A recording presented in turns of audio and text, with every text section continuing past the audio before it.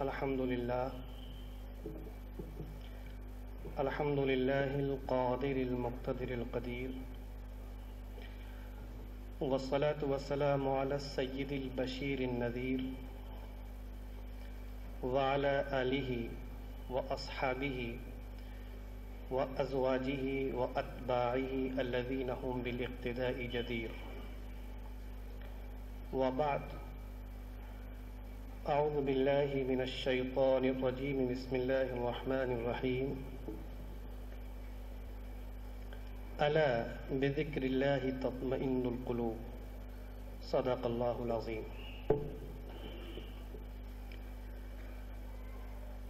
محترم حاضرین، جیسا کہ آپ کو ابھی بتایا گیا کہ آج کی ہمارے گفتگو کا عنوان ذکر الہی، اطمینان قلب کا واحد ذریعہ۔ ذکر کا لغوی معنی یاد، کسی کو ذکر کرنا، کسی کا ذکر کرنا، کسی کا تذکرہ کرنا، گویا اس کی یاد کرنا۔ تو جب ذکر کا مطلب یاد کرنا ہے تو اگر ذکر نہ کیا جائے تو اس کو بھولنا کہیں گے۔ تو گویا دو طرح کی چیزیں ہوئیں، دو قسم کی کیفیات ہوئیں، ایک یاد کرنا اور ایک یاد نہ کرنا۔ یاد کرنے کو ہم ذکر کہتے ہیں اور یاد نہ کرنے کو ہم غفلت کہتے ہیں۔ تو جو شخص کسی کو یاد کرتا ہے اسے ذاکر کہا جاتا ہے، اور جو کسی کو یاد نہیں کرتا، اس کو بھول جاتا ہے، اس کو ہم غافل کہتے ہیں۔ اور جب اللہ کی یاد کی بات ہو تو بالکل اسی طرح انسانیت دو حصوں میں تقسیم ہو جاتی ہے۔ کچھ بندے ذاکر ہوتے ہیں، کچھ غافل کہلاتے ہیں، ذاکرین اور غافلین۔ میں چاہتا ہوں کہ پہلے تمہید کے طور پر ذکر اور غفلت کے سلسلے میں آپ کی ذہن سازی کروں، اور اس کے بعد نتیجہ ہم نکالیں گے کہ آخر ذکر الہی اطمینان قلب کا واحد ذریعہ کیوں ہے۔ اللہ کے رسول صلی اللہ علیہ وسلم نے ارشاد فرمایا کہ مثل الذی یذکر اللہ والذی لم یذکر اللہ کمثل الحی من المیت، کہ وہ شخص جو اللہ کو یاد کرتا ہے اور وہ شخص جو اللہ کو یاد نہیں کرتا، ان دونوں کی مثال ایسی ہے کہ گویا ایک زندہ ہے اور ایک مردہ ہے۔ تو اس حدیث کی روشنی میں معلوم یہ ہوتا ہے کہ اللہ کے ذکر کا نام زندگی ہے اور اللہ سے غفلت کا نام موت ہے۔ اتنی بات کو سمجھنے کے بعد اللہ نے قرآن کریم کے اندر اس کے جو ذاکرین بندے ہیں، جو اس کے ذکر کرنے والے بندے ہیں، ان کو اللہ کیا انعام دینے والا ہے، اس کے بارے میں بھی تفصیلاً ارشاد فرمایا ہے۔ اور اللہ کے وہ بندے جو اس کی یاد سے اور اس کے ذکر سے غافل رہتے ہیں، ان کی کیا سزا ہے یا غفلت کے نتیجے میں انہیں کیا بدلہ دیا جائے گا، اس کے سلسلے میں بھی اللہ تبارک و تعالیٰ نے اپنے کتاب کے اندر، اپنے کلام کے اندر بہت واضح اشارات فرمائے ہیں۔ پہلے ہم ذاکرین کے بارے میں بات کرتے ہیں اور اس کے بعد قرآن کی روشنی میں غافلین پر بات ہوگی۔ ظاہر ہے کہ یہ مبارک مہینہ ہے اور اللہ کے ذکر کرنے کا مہینہ ہے، اللہ کو یاد کرنے کا مہینہ ہے، اور بالخصوص اس مہینے کی یہ آخری راتیں خصوصیت سے توبہ کرنے کی راتیں بھی ہیں اور توبہ قبول ہونے کی راتیں بھی ہیں۔ تو ہم یہ دیکھتے ہیں کہ قرآن کریم کی روشنی میں اللہ کے وہ بندے جو اس کا ذکر کرتے ہیں، اس کو یاد کرتے ہیں، ان کو اللہ کیا انعام عطا فرماتا ہے۔ اللہ نے ارشاد فرمایا، اعوذ باللہ من الشیطان الرجیم، فاذکرونی अज़कुरकुम, ऐ मेरे बंदो तुम मुझे याद करो, तुम मेरा जिक्र करो, मैं तुम्हें याद करूंगा, मैं तुम्हारा जिक्र करूंगा। फज़कुरूनी, तुम मुझे याद करो, अज़कुरकुम, मैं तुम्हें याद करूंगा। अब इस आयत की तफसीर में जब हम मुफस्सिरीन और उलमाए तफसीर की कुतुब का मुताला करते हैं तो इसकी तफसीर में उनके मुख्तलिफ अक़वाल हैं। बाज़ लोगों ने फरमाया कि इसका मतलब ये है कि फ़ज़कुरूनी बिताअती अज़कुरुकुम बिमग़फ़िरती, ऐ बंदो तुम मुझे इताअत के ज़रिए याद करो, मेरे अहकाम की पैरवी के ज़रिए याद करो, और मैं तुम्हें मग़फ़िरत के ज़रिए याद करूंगा। बाज़ लोगों ने फरमाया कि फ़ज़कुरूनी बिद्दुआ अज़कुरुकुम बिल-इजाबा, ऐ मेरे बंदो तुम मुझे दुआ के ज़रिए याद करो, मैं तुम्हें इजाबत के ज़रिए याद करूंगा, दुआ की कबूलियत के ज़रिए याद करूंगा।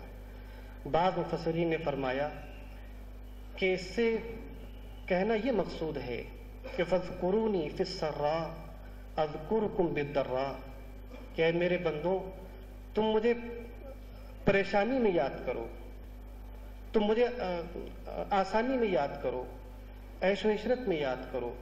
अज़कुरुकुम बिद्दर्रा, मैं तुम्हें परेशानी में याद करूंगा, तुम्हें तंगदस्ती में याद करूंगा। और बाज़ ने फरमाया कि फ़ज़कुरूनी फ़िद्दुनिया अज़कुरुकुम फ़िल आखिरा, ऐ मेरे बंदो तुम मुझे दुनिया में याद करो, मैं तुम्हें आखिरत में याद करूंगा। और आखिर में एक बहुत अज़ीमुल मर्तबत ताबई हज़रत सईद बिन जुबैर ने इरशाद फरमाया कि इसका मतलब ये है कि फ़ज़कुरूनी बिल-उबूदिय्या अज़कुरुकुम बिर-रुबूबिय्या, ऐ मेरे बंदो, ऐ मेरे बंदे तू मुझे बंदा होने की हैसियत से याद कर, मैं तुझे रब होने की हैसियत से याद करूंगा। इन अक़वाल के बाद एक तफसीर इस आयत करीमा की इमाम राज़ी ने तफसीर कबीर में नकल की है।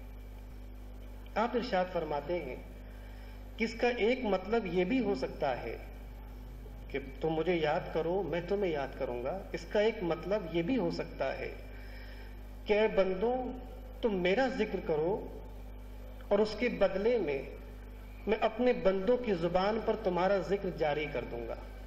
आज जो अल्लाह के नेक बंदे हैं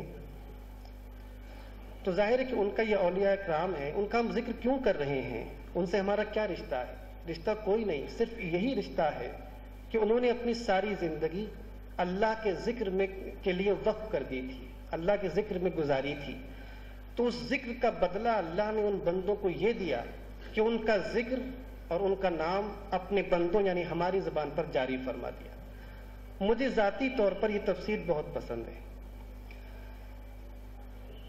एक और हदीस कुदसी में अल्लाह तबारक व तआला इरशाद फरमाता है कि अना इंदा ज़न्नि अब्दी बी, कि मैं अपने बंदे के गुमान के साथ हूँ, उसके ख्याल के साथ हूँ।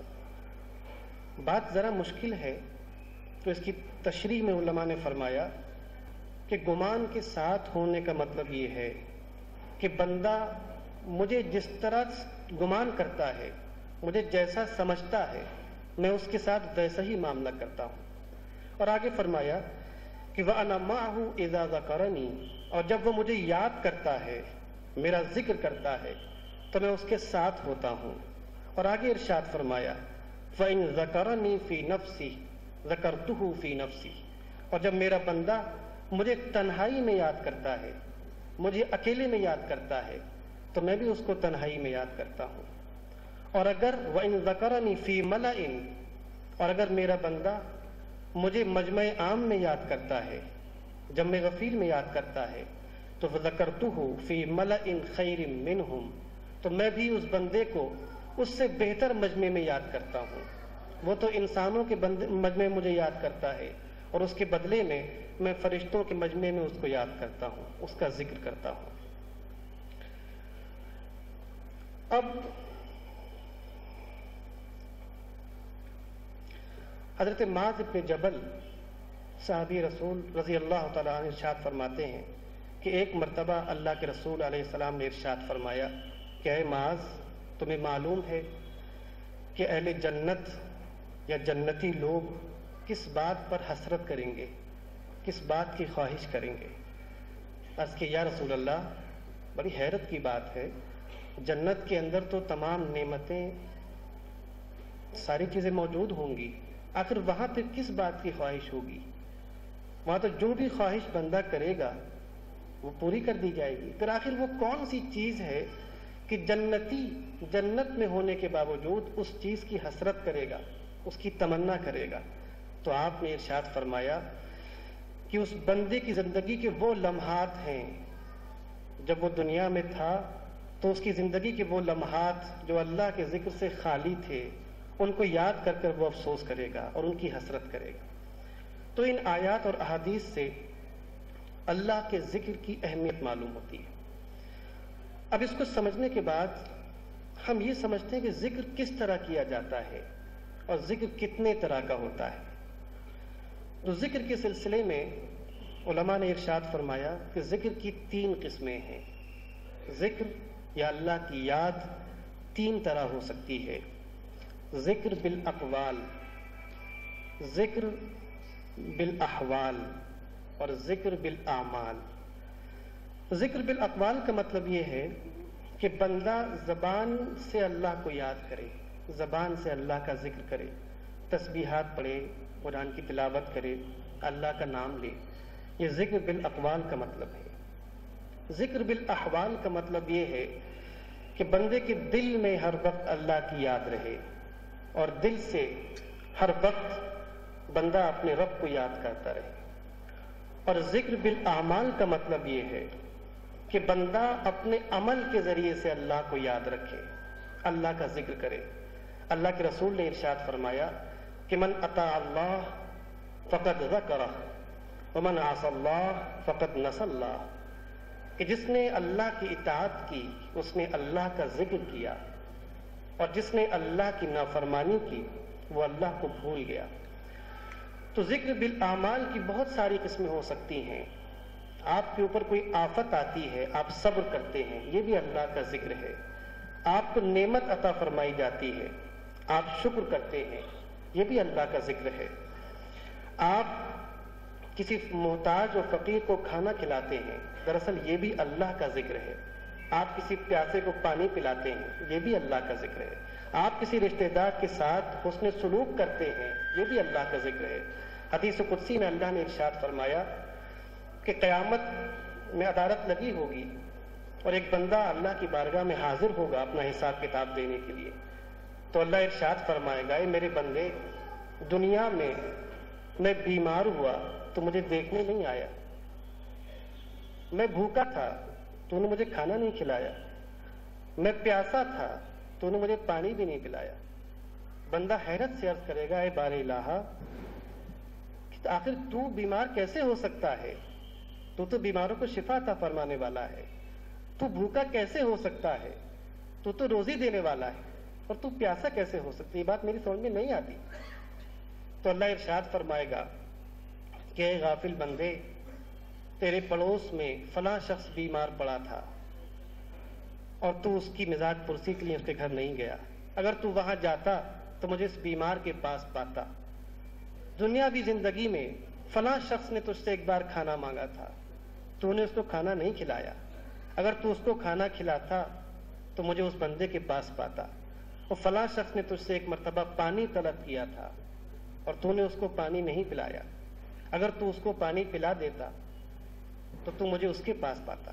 تو یہ دراصل ذکر بالاعمال کا مطلب ہے کہ آپ جو بھی نیک عمل کرتے ہیں، اللہ کی اطاعت میں آپ کا جو بھی قدم اٹھتا ہے اور اللہ کی اطاعت و فرمانبرداری میں آپ کا جو بھی لمحہ گزرتا ہے، دراصل وہ اللہ کے ذکر میں گزر رہا ہے۔ ہم نے صبر و شکر کی بات کی، اس کو میں 2 منٹ کے اندر ایک مثال سمجھانا چاہتا ہوں کہ آخر صبر اور شکر کا مطلب کیا ہے، جو ذکر کی اعلیٰ قسم ہے، صبر اور شکر۔ مثال کے طور پر آپ کو کبھی کار کی ضرورت پڑے، گاڑی کی ضرورت ہو، آپ کسی دوست کے پاس ایک اچھی کار ہے، آپ نے اس سے وہ کار طلب کی کہ مجھے 10 دن کے لیے یا کچھ دنوں کے لیے وہ کار دے دو، میں اس کو استعمال کروں گا۔ آپ کے دوست نے آپ کو وہ کار دے دی، آپ اس کو استعمال کرتے رہے۔ اب اس کے بعد جب وہ دن پورے ہو گئے تو آپ کا دوست آپ کے پاس آیا اور کہا میری کار واپس کر دو۔ اب اس کے جواب میں آپ 2-3 طرح کا موقف اختیار کر سکتے ہیں۔ یا تو آپ یہ کہیں گے بھئی کار تو میری تمہاری نہیں ہے، میں تمہیں کار واپس کیوں کروں، آپ یہ بھی کہہ سکتے ہیں نا۔ اور اگر آپ میں ذرا شرافت ہوگی تو آپ وہ کار اس کے حوالے کر دیں گے اور صبر کر لیں گے، ٹھیک ہے بھائی تم نے مجھے دی تھی، تم رکھو اپنے پاس، میرا کام پورا ہو گیا۔ اور اس سے اعلیٰ درجہ یہ ہو سکتا ہے کہ آپ کار واپس کریں خندہ پیشانی کے ساتھ اور اس کا شکریہ ادا کریں کہ بھائی بہت میں تمہارا شکر گزار ہوں کہ تم نے مجھے کار عاریتاً دی، اب شکریہ کے ساتھ واپس کرتا ہوں۔ اور اس کے بعد اگر آپ میں اور اعلیٰ انسانی اخلاق موجود ہے تو آپ ساتھ میں یہ بھی کہیں گے کہ شکریہ تو ادا کرتا ہی ہوں، لیکن استعمال کے دوران فلاں چیز خراب ہو گئی تھی، اس کو میں اس کا ہرجانہ یا اس کا کفارہ میں تمہیں دیتا ہوں۔ دراصل یہی مطلب صبر و شکر کا ہے۔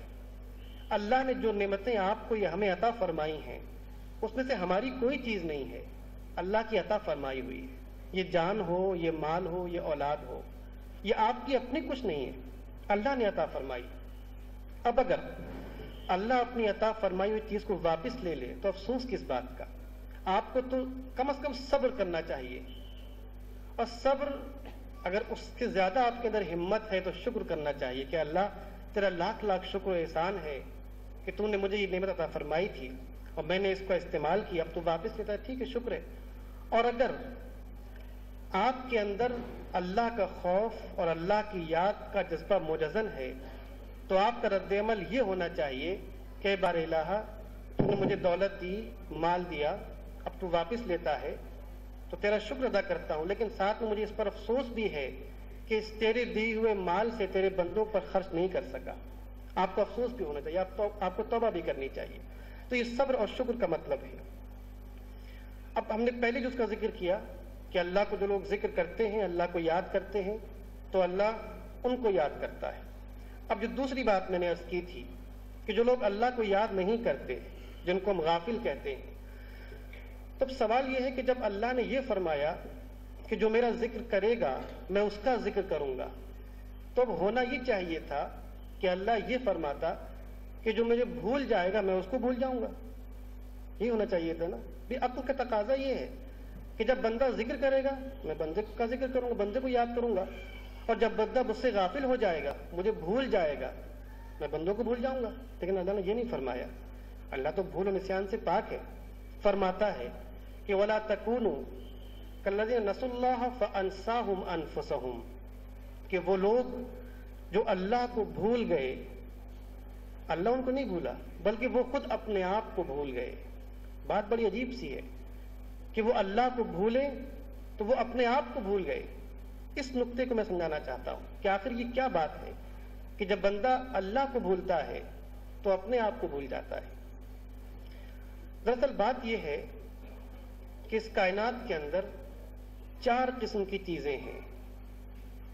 ایک سب سے نیچے درجے کی جو چیز اسے ہم پتھر یا جمادات کہتے ہیں، پتھر ہوتا ہے۔ پتھر کی خصوصیت یہ ہے کہ اس کا جسم تو ہوتا ہے اتنا بڑا یا بہت بڑا، لیکن وہ بڑھ نہیں سکتا یا وہ چل پھر نہیں سکتا، وہ ہل نہیں سکتا۔ کوئی اس کو اٹھاتا ہے تو وہ ہلتا ہے۔ یہ سب سے نیچی سطح وجود کی۔ اس سے بڑھ کر اللہ نے پیڑ پودے پیدا فرمائے جس کو ہم نباتات کہتے ہیں۔ ان میں اور پتھروں میں فرق یہ ہے کہ پتھر کی طرح یہ ایک جگہ نہیں رہتے بلکہ یہ بڑھتے ہیں، ان کے اندر بڑھنے کی صلاحیت ہے۔ تو پتھر کے مقابلے میں خصوصیت یہ ہے کہ یہ بڑھ سکتے ہیں لیکن خود چل نہیں سکتے، ان کو ہوا ہلاتی ہے۔ اور اس کے بعد ایک تیسری چیز آتی ہے جس کو ہم جانور کہتے ہیں۔ جانور بڑھتا ہے اور اپنی طاقت سے چل بھی سکتا ہے، ہل بھی سکتا ہے، بھاگتا پھرتا ہے، کھاتا ہے، پیتا ہے۔ تو جس طرح پتھر اور پیڑ میں فرق یہ تھا کہ پتھر اپنی جگہ سے بڑھ نہیں سکتا تھا اور پیڑ بڑھ سکتا تھا، اسی طرح پیڑ اور جانور میں فرق یہ ہے کہ پیڑ اپنے ارادے سے، اپنی طاقت سے، اپنی قدرت سے چل پھر نہیں سکتا، لیکن جانور اپنی طاقت سے چل پھر سکتا ہے۔ اور اس کے بعد جو سب سے اعلیٰ ترین مخلوق ہے جس کو ہم انسان کہتے ہیں.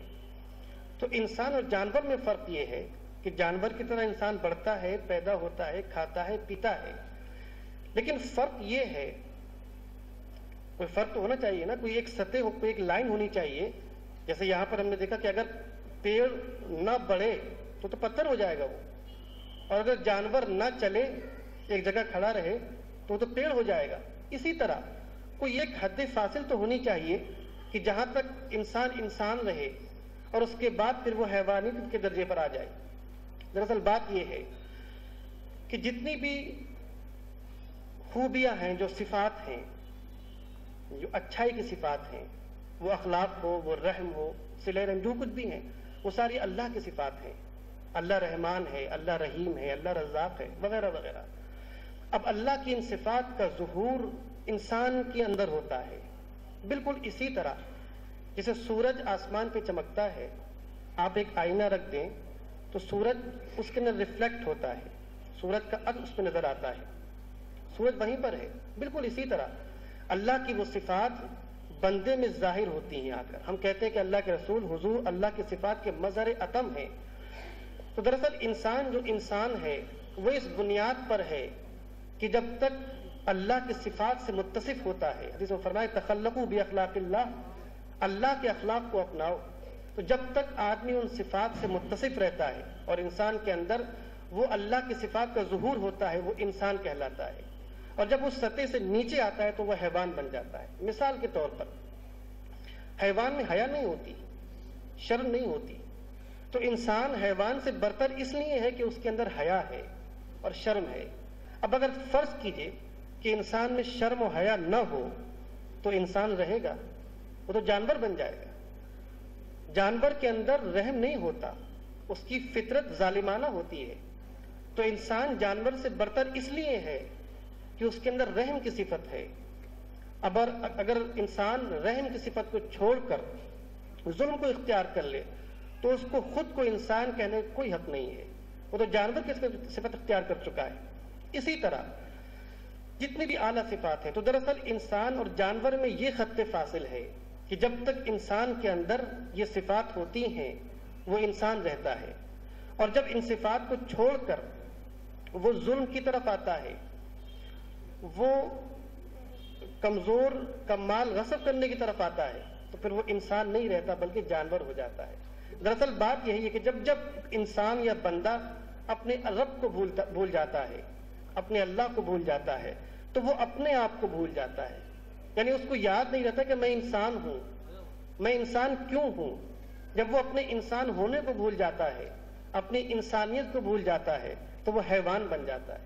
دراصل یہ مطلب ہے کہ جب انسان اپنے رب کو بھولتا ہے تو اپنے آپ کو بھول جاتا ہے. اب آخری بات جو آج کا ہمارا موضوع ہے، ہم نے ذاکرین کو سمجھا، غافلین کو سمجھا. اب سوال یہ کہ اللہ کا ذکر اطمینان قلب کا واحد ذریعہ کیوں ہے؟ اور بھی تو چیزیں ہیں جن سے قلب کو اطمینان حاصل ہو سکتا ہے، سکون میسر آ سکتا ہے. تو آخر ہمارا یہ دعویٰ کیوں ہے کہ انسان کے لیے حقیقی اطمینان قلب صرف اور صرف اللہ کے ذکر میں ہے یا اللہ کی یاد میں ہے؟ بات دراصل یہ ہے کہ آپ چمبک کو دیکھیں، میگنیٹ جو ہوتی ہے، مقناطیس جسے ہم کہتے ہیں. تو ہم نے بچپن میں پڑھا تھا کسی سائنس کی کتاب میں، دوسرے یا تیسری کلاس میں، کہ اس کی فطرت یہ ہے، اس کی اصلیت یہ ہے، نیچرل حالت اس کی یہ ہے کہ جب بھی آپ اس کو چھوڑیں گے، مقناطیس کو یا چمبک کو، تو وہ نارتھ اور ساؤتھ میں رہے گی. میں غلط تو نہیں کہہ رہا ہوں، یہ چمبک کی خاصیت ہے، اس کی فطرت ہے کہ جب بھی وہ چھوڑی جائے گی، اس کی جو نیچرل حالت ہے، تو وہ شمال اور جنوب کی طرف یوں اس طرح رہے گی. اب کسی وجہ سے اس کو آپ زور سے ایسے کر دیں، جب تک آپ پکڑے رہیں گے اس کا منہ ساؤتھ اور نارتھ سے ہٹ کر اس طرف آ جائے گا، اور جیسے ہی چھوڑیں گے وہ پھر اس طرف ہو جائے گی. ایک مثال. دوسری مثال یہ کہ آپ نے دیکھا ہوگا کہ بہت سارے پھول ہیں، اس میں ایک پھول ہوتا ہے سورج مکھی، جسے ہم سن فلاور کہتے ہیں. اس کی خاصیت یہ کہ جب تک وہ سورج کی طرف رہتا ہے ہرا بھرا رہتا ہے، اور جب اس کا چہرہ اس کی طرف سے ہٹ جاتا ہے وہ مرجھا جاتا ہے. تو گیا اس کی شادابی اور تر و تازگی کے لیے ضروری ہے کہ اس کا رخ اور اس کا چہرہ سورج کی طرف رہے، اور جب سورج کی طرف سے وہ منہ موڑتا ہے تو پھر وہ مرجھا جاتا ہے۔ بالکل اسی طرح اللہ نے جب انسان کو پیدا کیا، فطرت اللہ التی فطر الناس علیہا، اللہ نے جس فطرت پر پیدا کیا ہے، جو انسان کی فطری حالت ہے، جو نیچرل حالت ہے، وہ یہ ہے کہ انسان اپنے تمام تر صلاحیتوں کے ساتھ اللہ کی طرف متوجہ رہے۔ جب وہ اللہ کی طرف متوجہ رہے گا، اللہ کا ذکر کرے گا، اللہ کو یاد کرے گا، اللہ کی بات کو مانے گا، تو وہ اپنی نیچرل حالت میں ہوگا، اپنی فطری حالت میں ہوگا، اور جب فطری حالت میں ہوگا تو وہ اطمینان کی حالت میں، سکون کی حالت میں ہوگا۔ اور جب وہ اپنی فطرت سے اعراض کرے گا، اپنی فطرت سے ہٹے گا، تو بے سکون ہو جائے گا، بے اطمینان ہو جائے گا۔ دراصل یہی بات ہے، آپ دیکھتے ہیں کہ سکون کے یا تفریح کے جو وسائل ہو سکتے ہیں دنیا کے اندر، بہت سی اقوام ہمارے سامنے، یورپین قوم دیکھ لیں یا امریکہ کے اندر دیکھیں کہ مال ہے، دولت ہے، شراب ہے، نشہ ہے، نائٹ کلبس وغیرہ وغیرہ، یہ ساری چیزیں بظاہر ایسا لگتا ہے کہ انسان کو سکون پہنچاتی ہیں۔ آدمی شراب اس لیے پیتا ہے کہ کچھ دیر کو وہ غموں کو بھول جاتا ہے، یعنی سکون حاصل کرنے کے لیے شراب پیتا ہے۔ جنسی خواہش ہوتی ہے، سیکس ڈیزائرز ہیں، تو وہ دراصل اسی لیے ہوتے ہیں کہ وہ انسان کی خواہش، اور جب وہ اس کو پا لیتا ہے تو وہ مطمئن ہو جاتا ہے۔ آپ دیکھیں کہ یورپ کے اندر آج ان کے پاس آرام و آسائش کی ہر چیز موجود ہے، ان کے پاس شراب کی، نشے کی، عورتوں کی کوئی کمی نہیں ہے، مال و دولت کے ڈھیر لگے ہوئے ہیں۔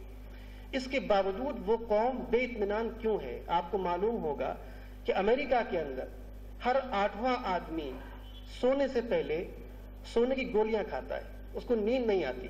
آخر کیوں؟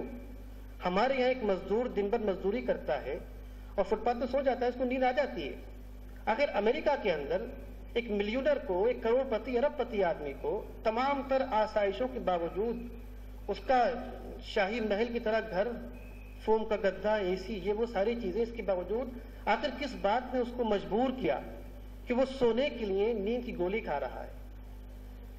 اور آپ دیکھیں کہ انسان خودکشی کب کرتا ہے، سوسائڈ کب کرتا ہے؟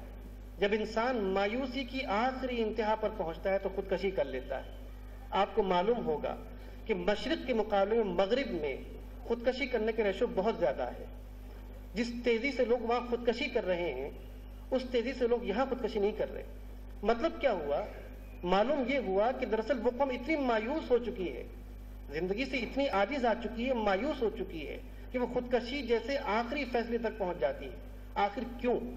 جب اس کے پاس اطمینان قلب کے تمام سامان موجود ہیں، دل کو سکون پہنچانے کے تمام وسائل اس کے پاس فراہم اور مہیا ہیں، پھر آخر کس بات نے اس کو اس بات پر مجبور کر دیا کہ وہ اپنی جان دینے کو تیار ہو گیا؟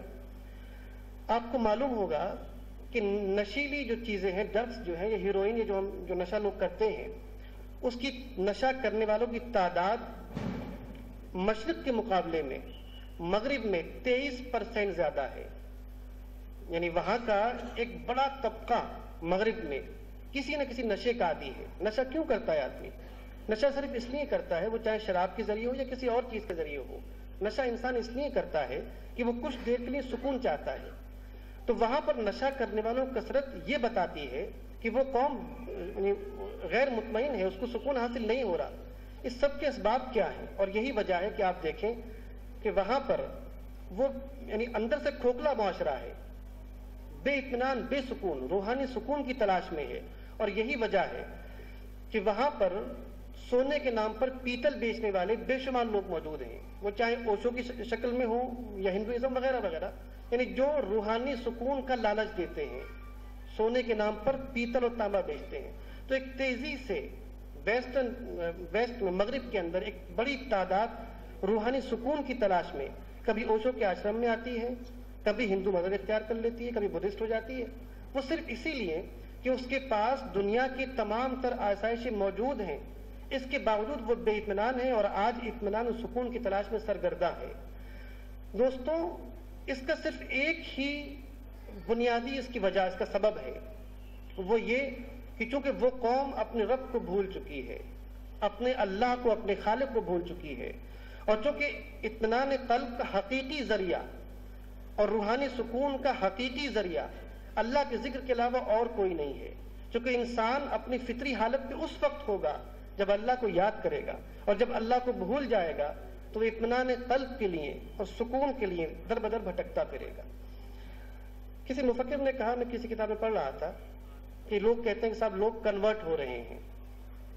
کنورٹ نہیں ہو رہے، یہ تو اپنی فطرت کی طرف لوٹ کر آ رہے ہیں، یعنی جہاں سے بھٹک گئے تھے وہیں سے لوٹ کر آ رہے ہیں، یہ رجوع ہے، یہ دراصل خروج نہیں ہے، یہ کسی مذہب سے خروج کر کر نہیں آ رہے، یہ تو رجوع کر رہے ہیں، ان کو جہاں ہونا چاہیے تھا وہاں نہیں تھے، وہاں پلٹ کر آ رہی، کنورٹ نہیں ہو رہے، یہ تو اپنی فطرت کی طرف لوٹ کر آ رہے ہیں۔ تو یہ انسان کی فطرت ہے، اور جب انسان تاریخ کے جس دور میں انسان اپنی فطرت سے ہٹا ہے، اس نے اپنی فطرت سے اعراض کیا ہے، تو وہ اسی قسم کی بے اطمینانی کا شکار ہوا ہے۔ اور آج بھی جو قوم اپنے رب کو یاد رکھتی ہے، اپنے رب کا ذکر کرتی ہے، اس کے پاس دنیاوی وسائل نہ بھی ہوں، وسائل کا فقدان ہو، وہ کچی زمین پر سوتا ہو، وہ آدھا پیٹ کھانا کھاتا ہو، اس کے باوجود صرف اللہ کے ذکر کی بنیاد پر اس کو اطمینان قلب حاصل ہوتا ہے۔ والسلام علیکم ورحمۃ اللہ وبرکاتہ۔